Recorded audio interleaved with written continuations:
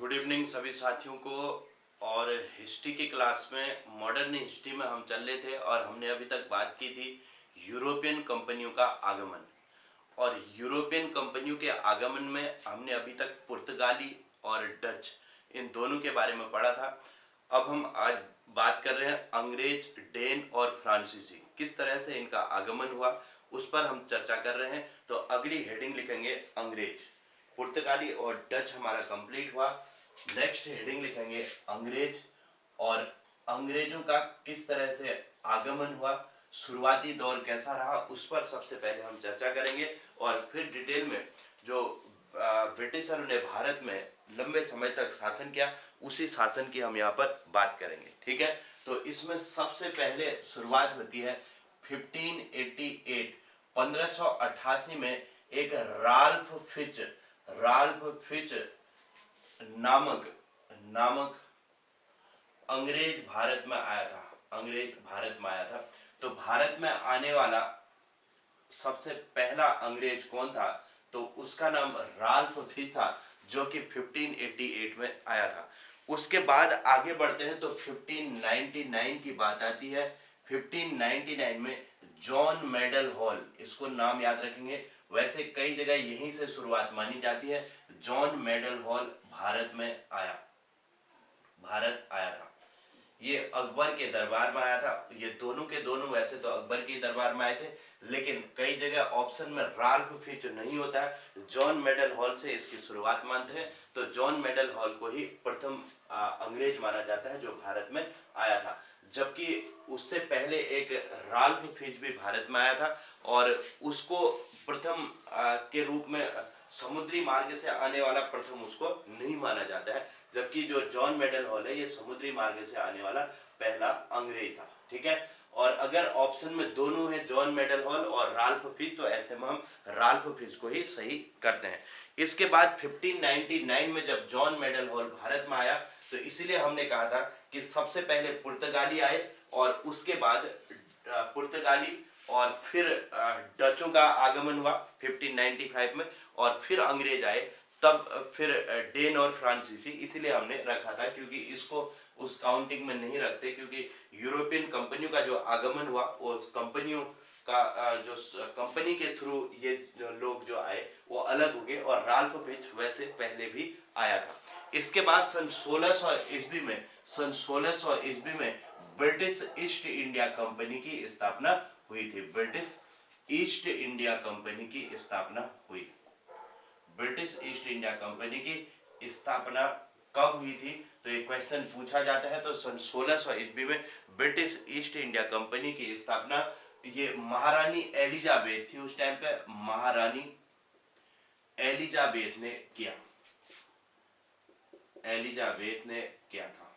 ठीक है, तो ब्रिटिश ईस्ट इंडिया कंपनी की स्थापना कब हुई? सन 1600 में। और किसने किया? तो महारानी एलिजाबेथ ने इसकी स्थापना की थी। अब देखो, अब यहाँ पर सन 1608 की बात आती है। 1608 में एक कैप्टन हॉकिंस का नाम, जब हमने जहांगीर पढ़ा था, अब सन 1605 तक अकबर का शासन था, अकबर के बाद जहांगीर शासक बना। तो जहांगीर के समय पर एक तो कैप्टन हॉकिंस आया था, इस पर हमने पहले ही चर्चा की थी, और एक मैंने कहा था कि सर टॉमस रॉ भी इसके समय पर आया था, जहांगीर के समय। ठीक है, तो सन 1608 में कैप्टन हॉकिंस जहांगीर के दरबार में आया था। कैप्टन हॉकिंस जहांगीर के दरबार में आया, जहांगीर के दरबार में आया था, जहांगीर के दरबार में ये आया था। और जो कैप्टन हॉकिंस था, इस पर थोड़ा सा ध्यान रखेंगे, ये फारसी भाषा में बात किया करता था, और इसी से खुश होकर के जहांगीर ने इसे 400 के मनसब में रखा था। ये बात भी साथ में आप याद रख लेना कि इसे जहांगीर ने 400 के मनसब में रखा, 400 के मनसब में रखा। और मनसब क्या होता है मैंने पहले ही बता रखा था। मनसबदारी प्रथा अकबर ने चलाई थी, और ये मंगोलों से प्रभावित होकर के अकबर ने चलाई थी। इस पर हमने पहले बात की थी। मनसब मतलब छोटा पद मतलब छोटा मनसब, और बड़ा पद मतलब बड़ा मनसब। जितना बड़ा मनसबदार होगा उतना बड़ा उसका पद होता था। तो इसे 400 के मनसब में जहांगीर ने अपने दरबार में रखा था। इस बात को आपने ध्यान रखना है। अब देखो, इसने जो है यहाँ पर जो कैप्टन हॉकिंस है, इसने सूरत में अपनी व्यापारिक कोठी बनाने के लिए जहांगीर से अनुमति मांगी थी, लेकिन जहांगीर ने इसे अनुमति नहीं दी थी। तो इसने प्रयास किया था। कब प्रयास किया था तो इसको याद रखेंगे, सन 1608 में अंग्रेजों ने सर्वप्रथम सूरत में व्यापारिक कोठी खोलने का प्रयास किया। कोठी खोलने का प्रयास किया।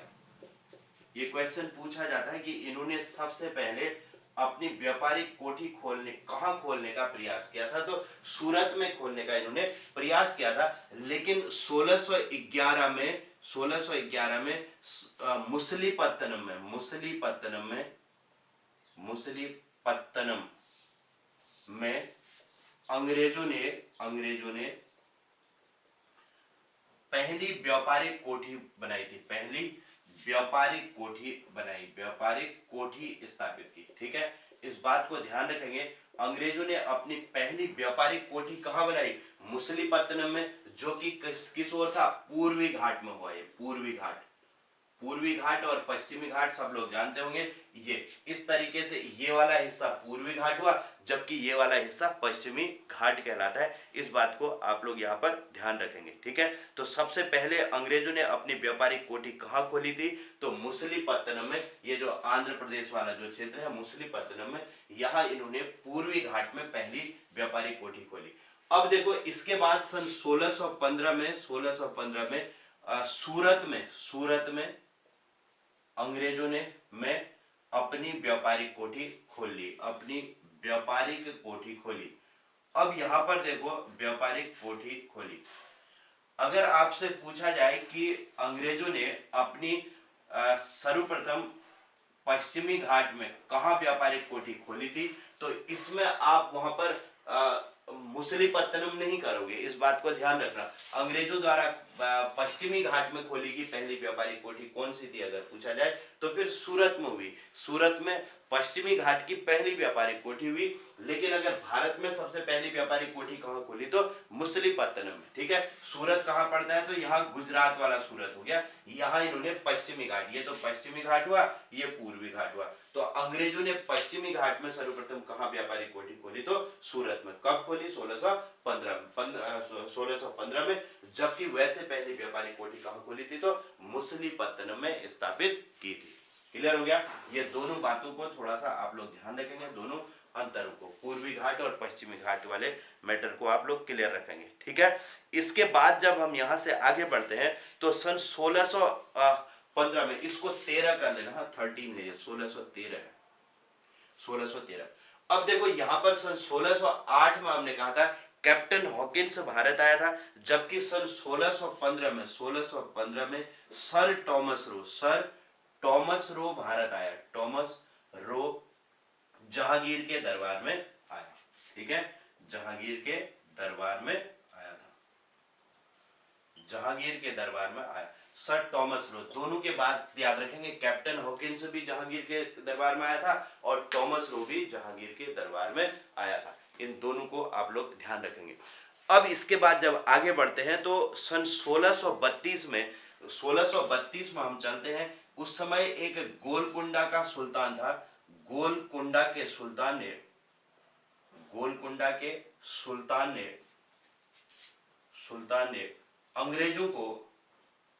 अंग्रेजों को सुनहरा फरमान दिया। ये क्वेश्चन कई बार पूछा जाता है। सुनहरा फरमान दिया, फरमान जारी किया। ठीक है, गोलकुंडा के सुल्तान ने अंग्रेजों के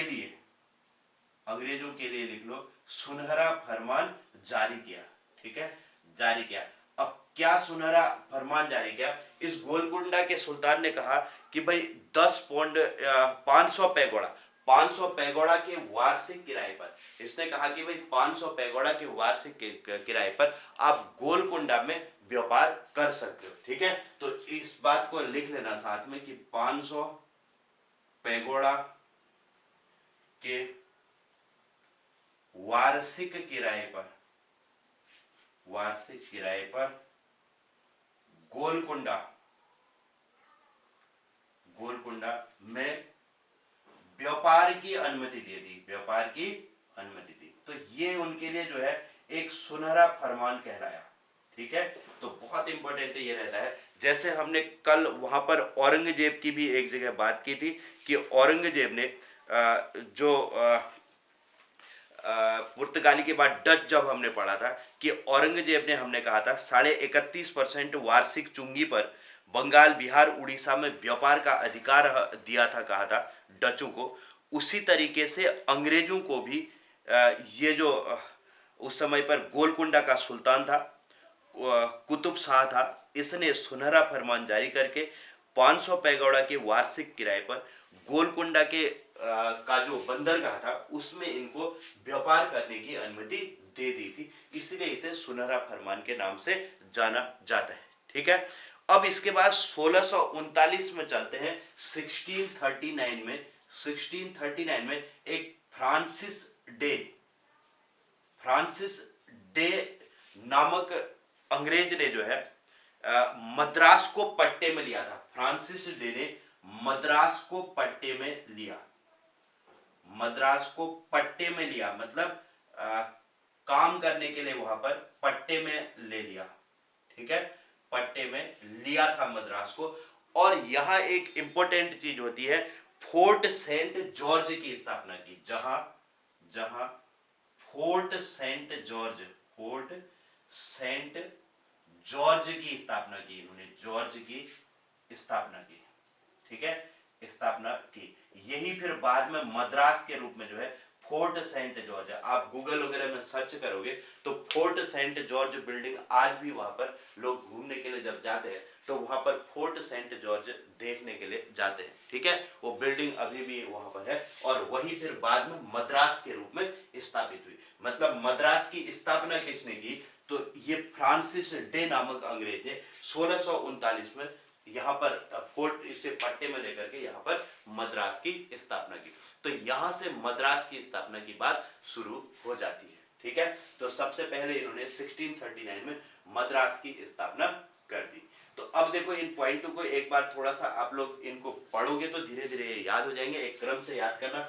1588 में राल्फ फिच भारत आया, 1599 में जॉन मेडल हॉल आया, फिर 1600 में ईस्ट इंडिया कंपनी की स्थापना हुई, 1608 में कैप्टन हॉकिंस आया, 1608 में इन्होंने सूरत में व्यापारिक कोठी खोलने का प्रयास किया, 1611 में मुसलीपट्टनम में व्यापारिक कोठी खोली, 1613 में इन्होंने सूरत में व्यापारिक कोठी खोली, 1615 में टॉमस रू आया, 1632 में गोलकुंडा के सुल्तान ने एक सुनहरा फरमान दिया और 1639 में फ्रांसिस डे ने मद्रास को पट्टे में लेकर के वहां फोर्ट सेंट जॉर्ज की स्थापना की। ठीक है, तो 1639 तक की ये बातें हमारी क्लियर होगी। और यहां से आगे बढ़ते हैं तो 1661 में 1661 में ये आप सबको याद होगा कि पुर्तगाली राजकुमारी थी कैथरीना, पुर्तगाली राजकुमारी कैथरीना का विवाह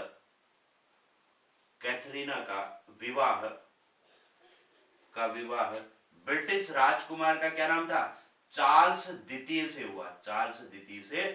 तो कैथरीना का विवाह जो है चार्ल्स द्वितीय से हो गया था। और फिर मैंने कहा कि पुर्तगालियों ने इस चार्ल्स द्वितीय को मुंबई दहेज में दे दिया था। तो ये बात भी आपको याद होगी कि इसे मुंबई दहेज में मिल गया था और पुर्तगालियों ने मुंबई दहेज में दिया। ये पॉइंट भी आप साथ में जोड़ देना।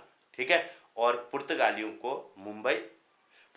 ने इन्हें मुंबई दहेज में दिया था। ठीक है, जिस पर हमने जब पुर्तगाली पढ़े थे तो तब भी चर्चा की थी।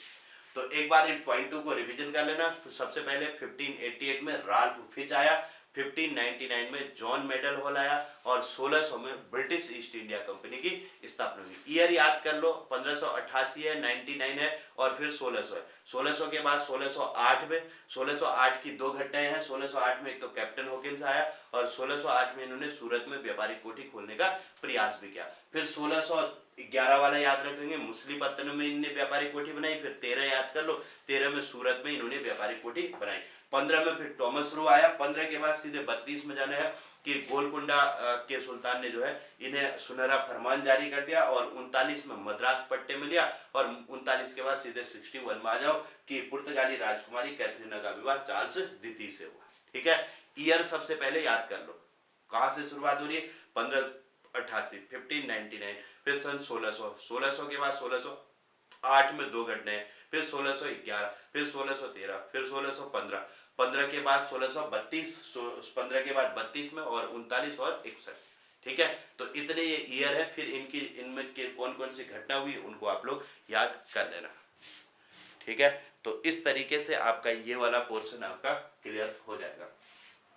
अब इनको ये मुंबई वाला क्षेत्र इनको मिल गया था और इन्होंने जो है मुंबई जो है चार्ल्स द्वितीय ने अपनी कंपनी ईस्ट इंडिया कंपनी को 1668 में दे दी थी। ठीक है, 1668 में दे दी थी। इतने पॉइंट आपको क्लियर हो चुके होंगे। सन 1661 में हमने कहा कि पुर्तगाली राजकुमारी कैथरीना का विवाह चार्ल्स द्वितीय के साथ हो गया, जो कि ब्रिटिश राजकुमार थे। जब चार्ल्स द्वितीय के साथ विवाह हुआ तो पुर्तगालियों ने मुंबई अंग्रेजों को दहेज में दे दिया। मुंबई जब चार्ल्स द्वितीय को मिला तो चार्ल्स द्वितीय ब्रिटिश राजकुमार था, ब्रिटेन का राजकुमार था और इनकी एक कंपनी यहां पर काम कर रही थी उस टाइम पे, जिसे हम ईस्ट इंडिया कंपनी कहते हैं। और जो ईस्ट इंडिया कंपनी थी, इस ईस्ट इंडिया कंपनी को चार्ल्स द्वितीय ने कहा मैं तो यहाँ कहाँ आता हूँ, लेकिन तुम एक काम करो, इसमें अपना काम वहां पर अपने जो व्यापारिक कोठी वगैरह खोलने का काम वहां पर उस क्षेत्र में कर सकते हो, वो हमारा ही है, उस क्षेत्र में आप लोग वहां पर काम कर लो, उसे तुम्हें मैं किराए में दे देता हूँ। ठीक है, तो चार्ल्स द्वितीय ने क्या किया, सन 1668 में मुंबई को जो है 10 पाउंड के किराए पर अपनी कंपनी को दे दिया। अब 1668 में चार्ल्स द्वितीय ने 10 पाउंड के वार्षिक किराए पर 10 पाउंड के वार्षिक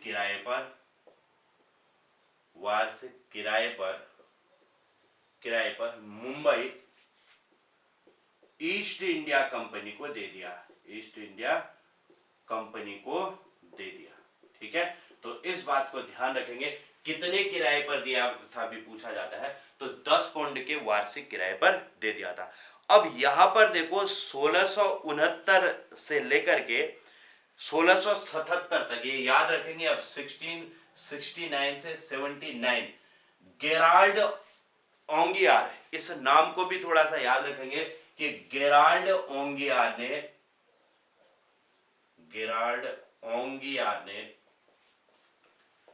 मुंबई की स्थापना की।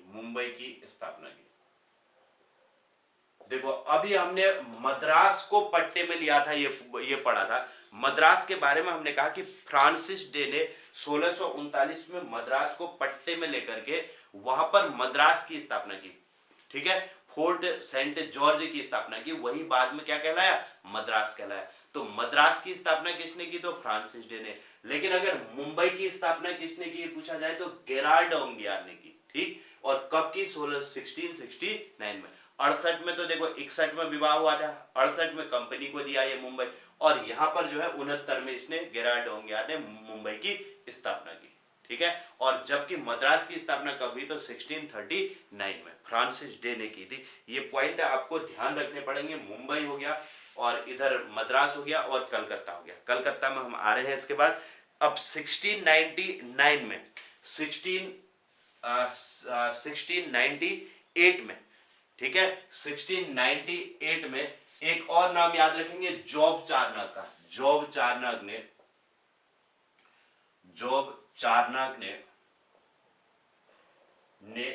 कलकत्ता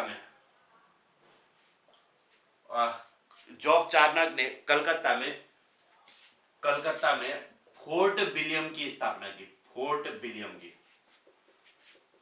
फोर्ट विलियम की स्थापना की, जो बाद में क्या कहलाया, जो बाद में कलकत्ता कहलाया, जो बाद में कलकत्ता कहलाया। तो ये तीन चीजें यहां पर बहुत इंपॉर्टेंट होगी कि फ्रांसिस डे ने तो 1639 में मद्रास की स्थापना की, और वहां पर मद्रास में जो है उसने फोर्ट सेंट जॉर्ज की स्थापना की थी, फोर्ट सेंट जॉर्ज की स्थापना की। और 1669 में गेराल्ड ओंगियार ने मुंबई की स्थापना की, और 1698 में जॉब चार्नर ने कलकत्ता में फोर्ट विलियम की स्थापना की। ये फोर्ट विलियम भी बहुत फेमस रहा, और यही बाद में फिर कलकत्ता कहलाया। तो ये तीन चीजें हमने देखी, एक मुंबई, एक मद्रास और कलकत्ता की स्थापना हुई। तो इस तरीके से अंग्रेजों ने अपना यहाँ पर धीरे धीरे विस्तार करना शुरू कर दिया था। अब यहां से अंग्रेज धीरे धीरे इनका भारतीय राजनीति में प्रवेश होने लगा। तो इनकी भारतीय राजनीति में प्रवेश कैसे हुआ उस पर तो हम आगे चर्चा करेंगे, लेकिन उससे पहले हमने पुर्तगाली पढ़ लिया, डच पढ़ लिया, अंग्रेज पढ़ लिया। 2 पॉइंट डेन और फ्रांसीसियों के बारे में थोड़ा सा चर्चा करते हैं, फिर आगे फिर हमें अंग्रेजों का ही शासन यहाँ पर पढ़ना है कि उन्होंने किस तरीके से यहाँ पर अपना शासन किया।